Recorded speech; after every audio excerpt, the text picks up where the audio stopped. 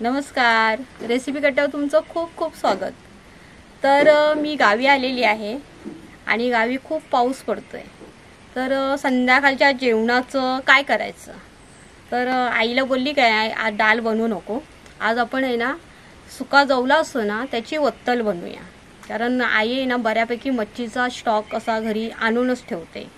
तर आज आपण म्हणजे सुक्या जवल्यापासून आहे ना आपण कालवणही बोलू शकतो आणि वत्तलही बोलू शकतो। शक्यतो गावी आहे ना त्या कालवणाला वत्तल बोलतात, म्हणजे सुक्या जवल्यापासून जे बनवतो ना आपण त्याला गावी वत्तल बोलतात। तर आज आपण वत्तल बनवणार आहोत। तर त्याच्यासाठी लागणारं साहित्य ते आता आपण बघून घेऊया। बघा संध्याकाळ झालेली आहे आणि संध्याकाळचं जेवणही चालू झालेलं आहे आणि बघा कसं मस्त वातावरण आहे। बघा असा म्हणजे झाडं दिसत आहेत, थोडा असा अंधार पण दिसतोय आणि म्हणजे कसं पक्ष्यांची किलबिलाट पण अशी चालू आहे। वत्तल बनवण्यासाठी आहे ना आपण हे बघा जवला घेतलेला आहे, एक वाटीभर जवला घेतलाय मी। अच्छा हा, आणि एक छोटासा कांदा घेतलेला आहे। ओके। 2 कोकम घेतलेले आहेत आणि फोडणीसाठी लसूण पाकल्या घेतलेत, एक 5-6 लसूण पाकले आहेत। ओके। आणि कढीपत्ता घेतलाय। अच्छा। हळद पावडर आहे, गडशीबंधू मसाला आहे, मीठ आहे, गडशीबंधू गरम मसालाही आहे। अच्छा। आणि आईने आहे ना वाटून ठेवलेला हा गोडा मसाला। ओके। म्हणजे शक्यतो हा आहे ना कोकणात गोडा मसाला वाटून ठेवलाच जातो, एक 4-5 दिवस तो टिकतो बऱ्यापैकी। तर तो आहे ना गोडा मसाला आहे बघा, 2 चम्मचभर घेतलाय गोडा मसाला आणि 2 कोकम घेतले। अच्छा। मच्छी म्हटलं की ते कसं कोकम तर पाहिजेच। तर असं हे पूर्ण साहित्य आहे। तर आता आपण जी कोलवाची वतल आहे ती बनवून घेऊया। हो हो हो। तर बघा तवा आहे ना चुलीवर गरम करायला ठेवलाय आणि हा बघा जवला आहे, तर ह्याच्यात टाकते। अच्छा। जवला कसा थोडासा आहे ना असा भाजून घ्यायचा, थोडा भाजून घेतला ना की म्हणजे त्याच्यात काय कचरा वगैरे आपण तो साफ करून तर घेतलेलाच आहे, पण कसा कुठेही सुकवतात ना तर त्याच्यामुळे असा भाजून घ्यायचा, नंतर जवला धुवायचा। अच्छा। हा, म्हणजे एकदम खाल्ला तरी असा त्रासदायक पण होत नाही आपल्याला जास्त आणि म्हणजे चांगला असतो। साधारण आहे ना थोडा बहुत असा जरा स्मेल असा येईपर्यंत आहे ना आपण जरा भाजून घ्यायचं।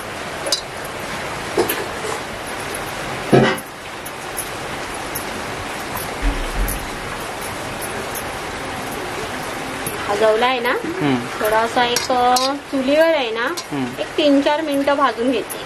अच्छा। असं ढवलत राहायचं, नाही तर कसं जवला एका बाजूने करपू शकतो आणि एका बाजूने व्यवस्थित राहू शकतो। मग तर कसं वत्तल आहे ना त्याचा कडवटपणा येतो, किंवा ते कालवण आपण बनवणार आहोत ना त्याला कडवटपणा येतो। बघा हा जवला असा भाजून झालाय, बघा असा कुरकुरीत झालाय जरा। तर आपण आहे ना काढून घेऊया। हा काढून घेतलाय, तर आहे ना ह्याच्यात पाणी उठते, गरम गरम असतो ना तेव्हाच पाणी होतं। तर बघा स्मेल आला त्याचा एकदम भारी। तर हा आहे ना आपल्याला 1-2 वेळा धुवून घ्यायचा आहे जवला। तर तोपर्यंत आपण आहे ना जवला धुवूच, तोपर्यंत आपण फोडणीची तयारी करूया। आपण तेल टाकूया, त्याला काय तेल पण जास्त लागत नाही, तेल पण थोडंच लागतं। आणि गावी कसं म्हणजे थोडंसं तेलात जरी केलं ना तरी खूप भारी होतं। असं काही नाही, लसूण आहे ना आईने असा दगड ठेवलेला आहे लसूण ठेचण्यासाठी, तर लसूण आपण अशी ठेचून घेऊया। गावी आहे ना लसूण जरा जास्तच वापरतात, जो गोडा मसाला आहे ना त्याच्यात पण बऱ्यापैकी लसूण आहे आणि फोडणीलाही लसूण वापरतात।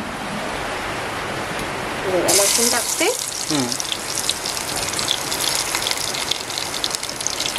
थोडीशी लसूण अशी लालसर झाली बघा, जास्त लाल आपल्याला करायची नाहीये। त्याच्यात कांदा टाकायचा। वत्तल म्हटलं ना तर कांदा असा बारीक करून टाकायचा त्याच्यात। ओके। भारी होते एकदम वत्तल।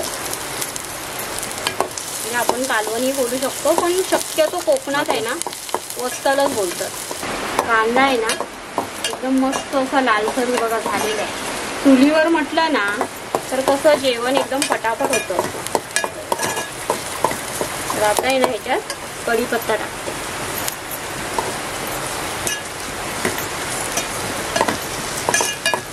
कढीपत्ता टाकलेला आहे, तर आता थोडी हळद पावडर टाकते, एक अर्धा चम्मच हळद पावडर टाकते, एक 2 चम्मच भर आहे ना आपल्याला गडचिरोली मसाला टाकायचा। अच्छा। आणि 1 चम्मच मीठ टाकते. होय, सर्व चवीनुसार. हो हो. मी जेवढ्या प्रमाणात वतल बनवणार आहे. आणि अर्धा चम्मच गरम मसाला. थोडं आहे ना, चुलीवर असल्यामुळे कसं थोडं हलकंच एकदम जरा हलवून घ्यावं लागते. पण एकदम चुलीवरच्या जेवणाची चव काय एकदम अप्रतिम असते. त्या गोडा मसाला आहे ना, 2 चम्मच आहे, तो पण त्याच्यात टाकते.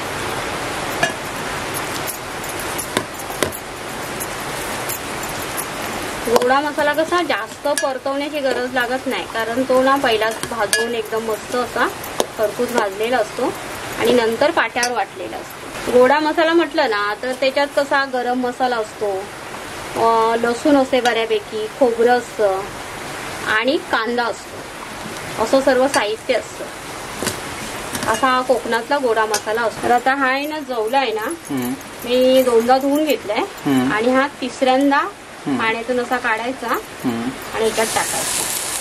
अच्छा. जवला टाकून आहे ना थोडंसं हलकंसं परत. अच्छा.